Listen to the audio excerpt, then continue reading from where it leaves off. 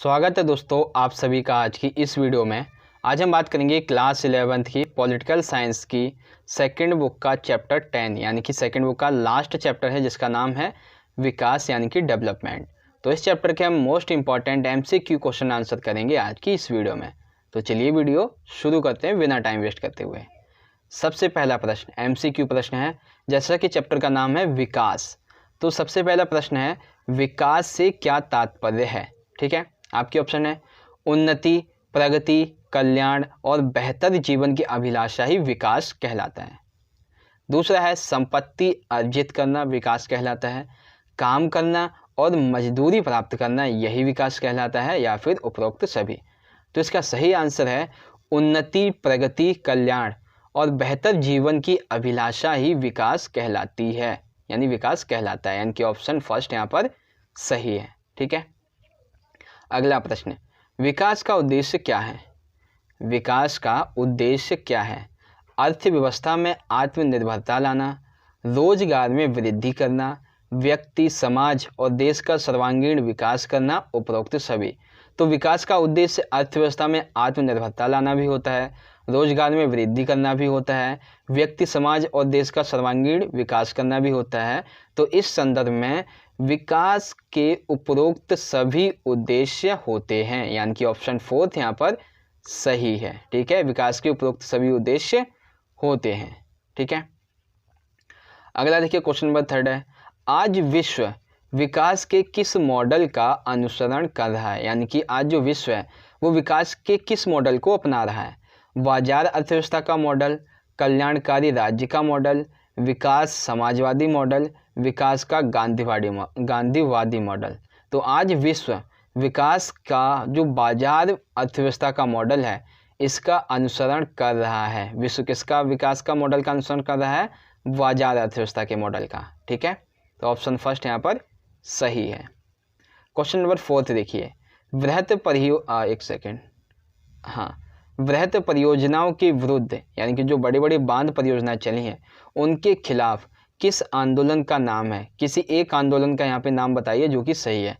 नर्मदा बचाओ आंदोलन, भारत छोड़ो आंदोलन, ए और बी दोनों, या इनमें से कोई नहीं।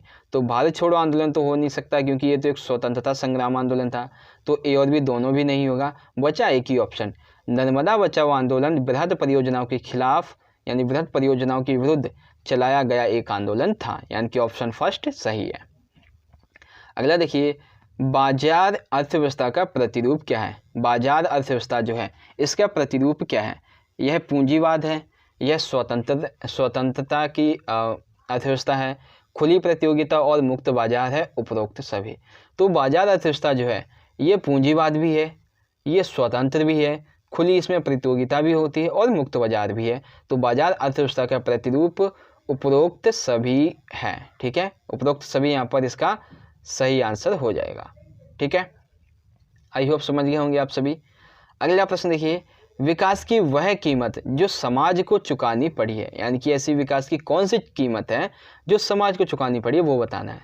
सबसे पहली, बड़ी संख्या में लोग विस्थापित हुए हैं। ये सही है कि बड़ी बड़ी परियोजनाओं के कारण, ठीक है, नदी बांध ऐसी परियोजनाओं के कारण बड़ी संख्या में लोग विस्थापित हुए हैं।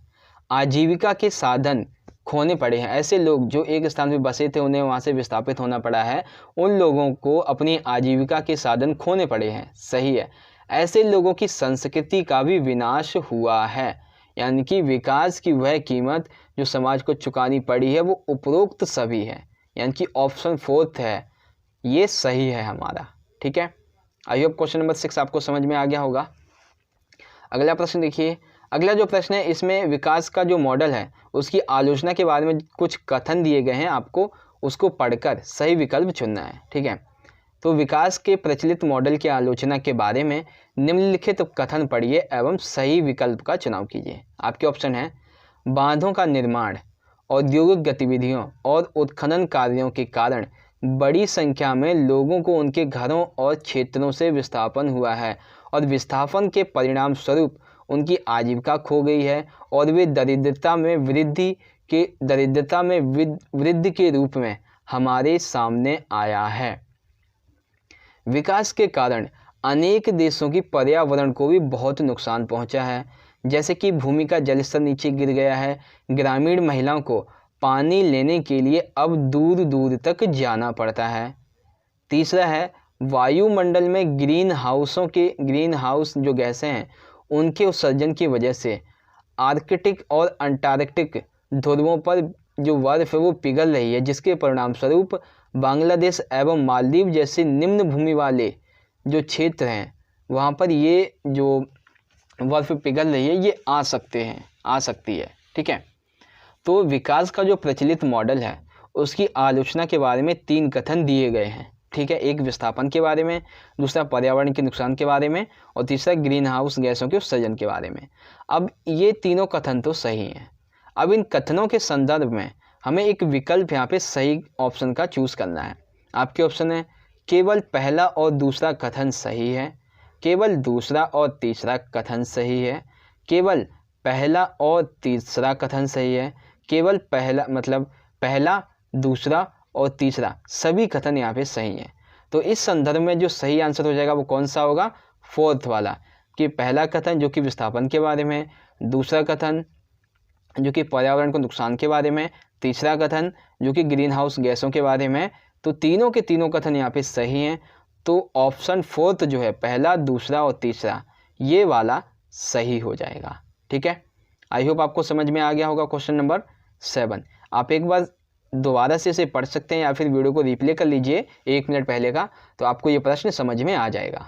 ठीक है, अगला प्रश्न देखिए, विकास को मापने के वैकल्पिक तरीके की धारणा में सम्मिलित है, यानी कि विकास को मापने का जो वैकल्पिक तरीका है उसकी धारणा में क्या सम्मिलित है?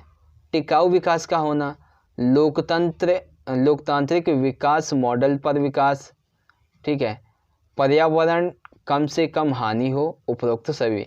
तो विकास के मापने के वैकल्पिक तरीके की धारणा में उपरोक्त सभी कथन सम्मिलित हैं, उपरोक्त सभी जो विचार हैं वो सम्मिलित है, यानी कि ऑप्शन 4th यहाँ पर सही है। ठीक है, आई होप आपको समझ में आ गया होगा। अगला देखिए क्वेश्चन नंबर 9 है, मानव विकास को मापने का एक तरीका है। मानव विकास को मापने का तरीका क्या है? आपके ऑप्शन है मानव विकास प्रतिवेदन, सभी देशों की आर्थिक स्थिति, ए और बी दोनों, या इनमें से कोई नहीं। तो इसका सही आंसर है मानव विकास प्रतिवेदन मानव विकास को मापने का एक तरीका है। ठीक है, अगला और आखिरी प्रश्न है, मानव विकास प्रतिवेदन किसके द्वारा प्रतिपादित किया जाता है, यानी कि किसके द्वारा प्रकाशित किया जाता है?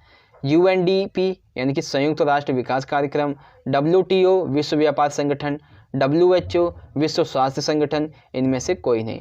तो इसका सही आंसर है मानव विकास प्रतिवेदन संयुक्त राष्ट्र विकास कार्यक्रम UNDP के द्वारा प्रकाशित किया जाता है। ऑप्शन 1 यहाँ पर सही है। तो इस तरह से दोस्तों हमारी आज की ये वीडियो यहाँ पे ख़त्म होती है और मैं आशा करता हूँ कि आज की ये वीडियो आपको पसंद आई होगी। वीडियो अच्छी लगी हो तो लाइक करना, इस वीडियो को ज़्यादा से ज़्यादा अपने सभी दोस्तों के साथ जरूर शेयर कर दीजिएगा। हम मिलेंगे अगली वीडियो में इसी चैप्टर के मोस्ट इंपॉर्टेंट क्वेश्चन आंसर की वीडियो के साथ। तब तक के लिए आप पढ़ते रहिए, अपना ख्याल रखिए। धन्यवाद। जय हिंद, वंदे मातरम।